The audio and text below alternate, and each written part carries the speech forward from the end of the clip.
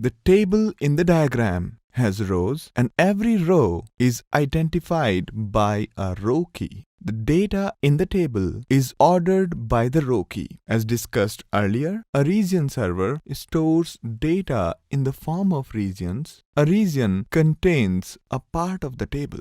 A table is automatically partitioned horizontally into regions. Each region comprises of a subset of rows of a table. Initially, there is only one region for a table.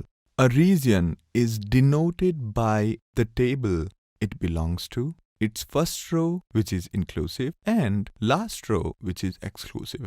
As a user writes more data, the table size grows. As the size of the region grows beyond the threshold, it splits into two halves. As the table grows, the number of its regions grow. A region server could contain multiple regions. In the diagram, there are 3 region servers and 6 regions.